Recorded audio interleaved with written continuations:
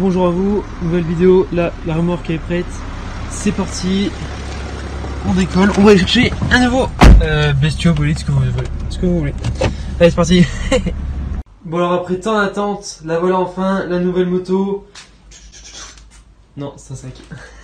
En fait c'est même pas drôle. Bref, vous êtes prêts? Bon je vous montre, en fait là, bref, le montage c'est particulier. Bref, la nouvelle moto.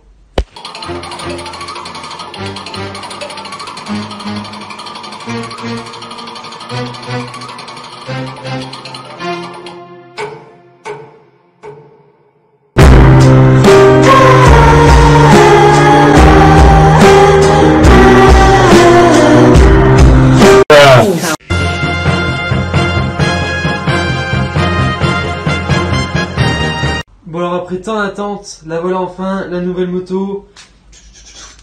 Non c'est un sac. En fait c'est même pas drôle. Bref, vous êtes prêts? Bon je vous montre, en fait là, bref, le montage c'est particulier. Bref, la nouvelle moto. Et voilà. 250 CRF de 2009. Donc complètement serré, plus de peau. Non je rigole, c'est complètement faux. Mais voilà. Donc du coup 250 CRF de 2009. Double sortie, maintenant je sais pas si c'est un 250 CRF-R ou pas. Je sais pas, sur le bon coin il y en a qui mettent CRF-R, d'autres qui mettent pas. Donc je sais pas si c'est le même, c'est style un CRF mais il y en a juste un autre qui rajoute une lettre ou quoi. Ou s'il y a vraiment un modèle différent. Mais bref, je sais pas, ça je sais pas du tout, je peux pas vérifier. J'ai juste acheté en fait. Donc voilà, 250 CRF de 2009. Alors qu'est-ce qu'il a? Donc déjà niveau des plastiques, il est un peu défoncé de partout. Mais bon ça à la limite c'est pas très grave. Bon voilà, vous voyez... Les plastiques sont un peu griffés de partout, ils ont vieilli, vous voyez, ils commencent à être un peu rouge clair, c'est pas très beau.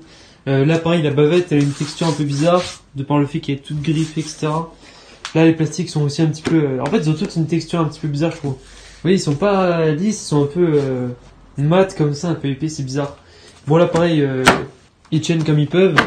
Donc voilà, donc ça c'est un des problèmes. Bon ça c'est de l'esthétique à la limite, c'est pas très grave. Donc ça va. La selle est en assez bon état, malgré qu'elle soit extrêmement rigide comparée à la Husky. C'est quand je me suis assis dessus, sur celle-là, c'est ouh. Donc voilà.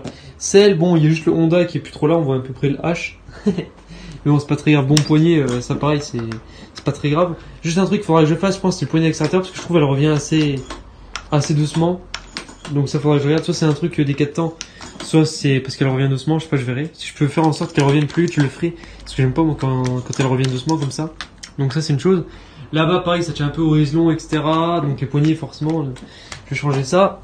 Et maintenant le plus important ici c'est que alors niveau moteur il est à peu près d'origine. Il n'y a pas de truc différent je veux dire. La ligne c'est celle d'origine il me semble. Mais seul truc qu'il y a en fait c'est que du coup elle a la maladie. Forcément je l'ai acheté malade. Donc elle a une maladie de stade 3. C'est-à-dire les soupapes. Sur CRF c'est les soupapes la maladie. Donc du coup maladie des soupapes ça fait que il y a de la compression, il y a tout. Ah waouh! Il y a de la compression, mais elle démarre plus trop. En fait, elle démarre à la poussette et puis très difficilement au kick. C'est-à-dire que moi, depuis que je l'ai, celui qui l'avait avant arrivait à la démarrer à la poussette. Moi, j'ai essayé une fois ou deux, j'ai pas réussi. Mais au kick, j'ai réussi une fois et c'était hier soir. J'étais pas prêt parce qu'au début, elle a fait un petit paf et juste après, elle a démarré. Mais bon, ça c'est une chose. Donc bref, changement de soupape. Là aujourd'hui je vais commencer à démonter le cylindre etc. Comme ça tant qu'à faire je regarde vraiment l'état du cylindre. Parce que je me suis dit je vais changer le piston. Donc bah tant qu'à faire je change les pistons ça c'est sûr. Mais maintenant je regarderai parce que si jamais le piston il est neuf, je vais pas le changer. S'il est neuf je veux dire y a pas de raison que je le change. En revanche si je vois que le piston il a déjà une sale tête je le changerai c'est sûr. Bah enfin bref, sale tête voilà c'est à bon entendeur.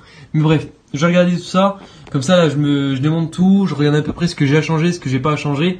Et à partir de là, je me dis ce qu'il faudra que je fasse. Donc voilà, en tout cas sinon, oui, les deux pneus sont neufs, etc. Il y a pas mal de pièces avec, des petites pièces anodisées, c'est toujours sympa. Et voilà, enfin bref. Donc en tout cas, j'espère que la vidéo vous aura plu et que va vous plaire et que cette nouvelle petite moto vous plaît aussi. Parce que tant qu'à faire, ça peut être pas mal. Et sinon, qu'est-ce que je vais en faire de celle-là? Donc là, vraiment, ça va être sur un coup de speed, celle-là, si je vais la garder ou pas. Donc moi, je me suis dit, ce que je peux faire, c'est que je la refais tournante, je fais le rodage, etc. Je la roule. Et si jamais ça me plaît le 4 temps, je la garde en entraînement. C'est-à-dire que en terrain, c'est bien d'avoir à la fois 2 temps et 4 temps pour s'entraîner, puisque le 2 temps ça entraîne certaines choses comme le passage des rapports, parce qu'on est beaucoup plus joueur avec les vitesses, et 4 temps c'est l'inverse, ça entraîne plus pour tout ce qui est freinage et linéarité. C'est-à-dire que dans les virages on est plus linéaire avec un 4 temps qu'avec un 2 temps, parce que 2 temps si on lâche les gaz dans un virage il n'y a pas de problème. En revanche 4 temps si on lâche les gaz dans un virage il y a le risque de caler. Et donc du coup c'est pour ça que ça nous force à garder les gaz. Donc je pense que ça, si jamais je me sens bien sur la moto et que j'aime bien le 4 temps, je pourrais m'entraîner à ça, c'est toujours sympa.